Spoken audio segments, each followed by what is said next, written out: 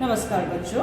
तो आज मैं आपको बिगड़ैल बच्चे नामक कहानी पढ़ाने जा रही हूँ, जिसके रचयिता मनीषा कुलश्रेष्ठ जी हैं।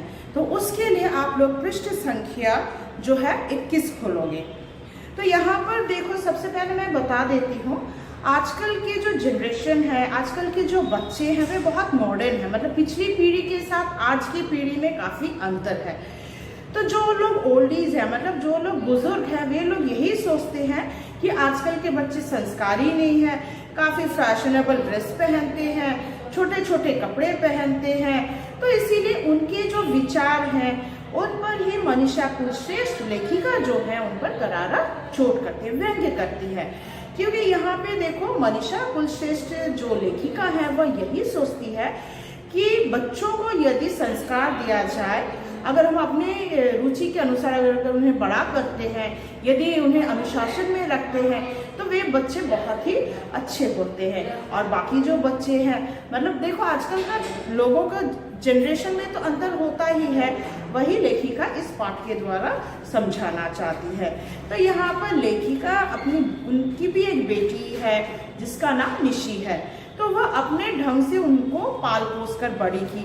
मगर क्या उन्हें तब ऐसा लगता है कि आजकल के जो बच्चे मॉडर्न है या मुंह फोड़ जवाब दे देते हैं, अकेले घूमने जाते हैं, उन्हें तब ऐसा महसूस होता है कि आजकल के बच्चे ज़्यादा स्मार्ट है। यदि हम उन्हें ज़्यादा डिसिप्लिन, मतलब यदि हम रोकते हैं, बच्चों को ज़्यादा आगे बढ़ने नहीं देते हैं, कड़ी अनुशासन में रखते हैं, तो वो बच्चे जो होते हैं भीरू और धब्बू जैसे बन जाते हैं।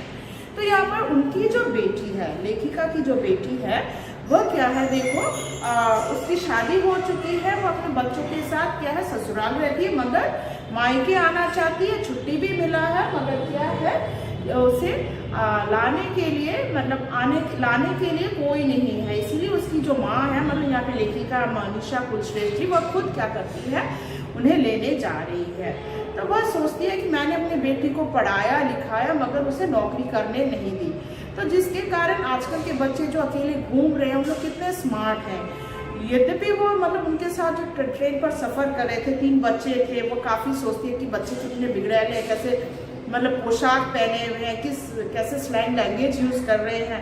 पर बाद में उसे अंत में पता चला, जो लोग उनके साथ और भी भद्र पुरुष ट्रैवल कर रहे थे, मतलब जब एक्सीडेंट होता है तब क्या यही तीनों बच्चे जो हैं लेखिका का देखभाल करते हैं, डॉक्टर के पास ले जाते हैं, इलाज करते हैं। तो इससे यही साफ वह कहती हैं, लेखिका यही कहना चाहती है कि पोशाक से कुछ आता जाता नहीं है। तो सबसे पहले हम जो पढ़ेंगे, देखो यहाँ पे मनीषा कुलश्रेष्ठ का जो जीवन परिचय है उसके बारे में हम पढ़ेंगे।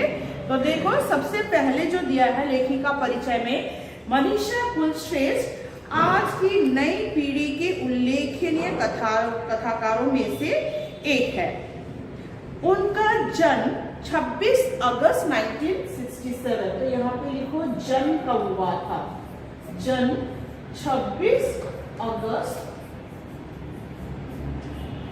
1967 ईस्वी को। ठीक है, तो यहाँ से ये जन्म आप लोग याद रख लेना। उनका स्थान जो है वो है राजस्थान में। इनका जन्म कहाँ हुआ था, राजस्थान में। उन्होंने बीएससी करने के पश्चात हिंदी में एमए तथा एमफिल किया है। सामाजिक व राजनीतिक सरोकार को व्यक्त करती उनकी रचनाएं लीक से हटकर विस्तृत पृष्ठभूमि पर आधारित है। उनकी प्रमुख रचनाएं, अब देखो जो प्रमुख रचनाएं हैं, प्रमुख रचनाएं आपको अच्छे से पढ़ना पड़ेगा। प्रमुख जो उनकी रचनाएं हैं, क्योंकि यहाँ से जो है आप लोगों का जो संक्षिप्त प्रश्न या विकल्पीय प्रश्न होता है ना, वहां से आ सकता है। कोई एक रचना का नाम दिया रहेगा और पूछा जाएगा कि लेखिका कौन है। तो यहाँ पर है, बौनी होती परछाइयां कठपुतलियां, इनको आप लोग टेक्स्ट बुक में अंडरलाइन कर लो। बौनी होती परछाइयां कठपुतली, कठपुतलियां, कुछ भी तो रूमानी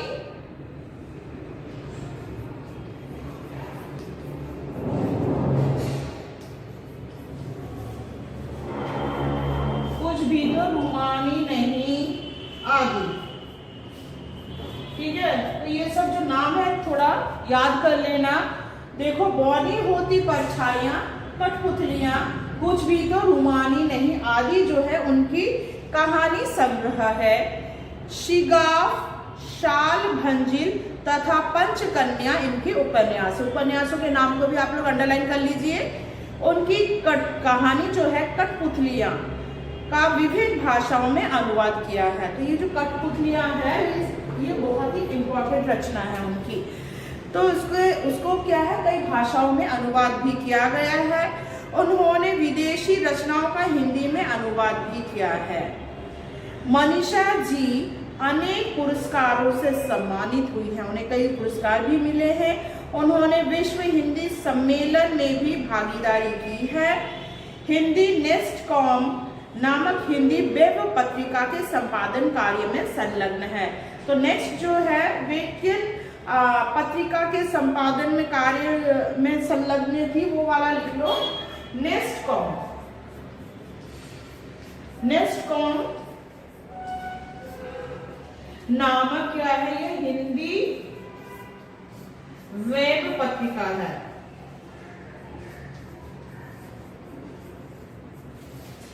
नेक्स्ट कॉम जो है ये हिंदी वेब पत्रिका जो है इसमें भी उन्होंने काम किया है तथा वर्धा विश्वविद्यालय की वेबसाइट की निर्माता तथा देखरेख में संलग्न है।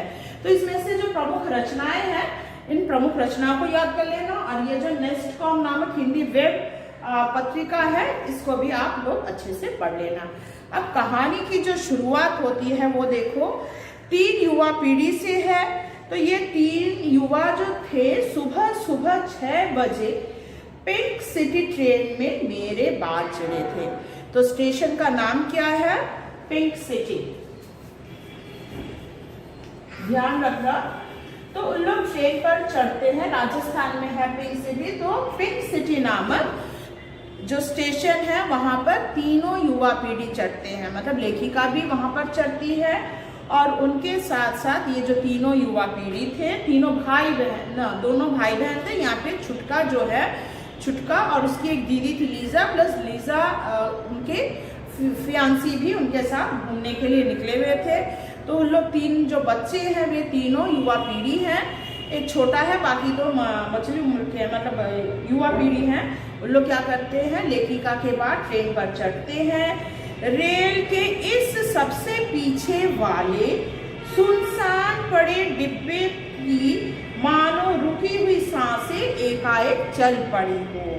जैसा ही ट्रेन स्टार्ट करता है तभी, मतलब प्लेटफॉर्म से ट्रेन छूटने ही वाला था, तभी ये तीनों बच्चे क्या हैं, हड़बड़ी कर ट्रेन पर चढ़ते हैं। तेज स्वर में बातचीत, मतलब क्या है, उन लोग आपस में बहुत तेज स्वर में बातें करते हैं।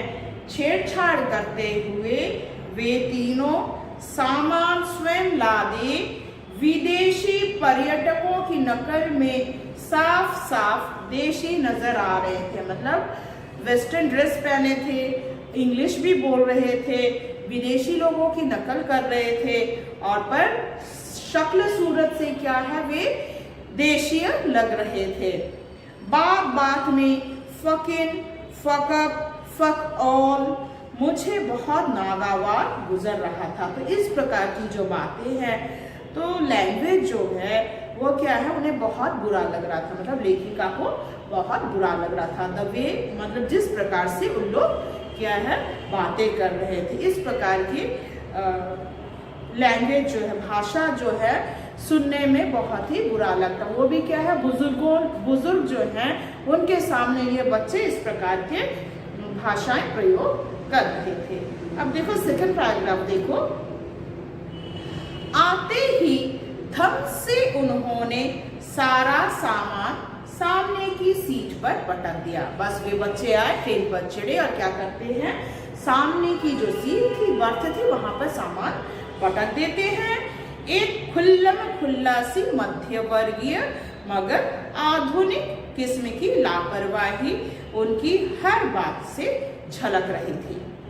चाहे वह बातचीत का लहजा हो या सामान फेंकने का ढंग हो, चाल ढाल या किए की बाल हो, चप्पलें हो चाहे बिना मोज़ों वाले जूते हो या फेडेड जीन्स हो, वे जो कर रहे थे उनकी नज़र में फैशन था, आधुनिकता थी। इस आधुनिकता में उनका मध्य वर्गीय अभाव कुछ ढक रहा था, जो कुछ उघड़ रहा था। तो यहाँ पर देखो, ये जो तीनों बच्चे ट्रेन पर चढ़ते हैं, चढ़ते ही क्या करते हैं, जोर जोर से बातें करने लगते हैं। ऐसा लग रहा था मानो कोई आंधी चढ़ गया हो, ट्रेन पर आ गया हो। और क्या, अपना सामान इधर उधर फेंक कर रख रहे थे। मतलब उनके बालों के रंग, बालों में क्या है, कलर किया हुआ था, जूते पहने, मोजे नहीं है, फेडेड जीन्स पहने, छोटे कपड़े पहने हैं। तो ये सब देखकर क्या है, उन्हें अच्छा नहीं लग रहा था। तो आशा करती हूँ आपको यहाँ तक समझ में आया होगा। बाकी जो है मैं आपको पार्ट 2 में पढ़ाऊंगी। धन्यवाद।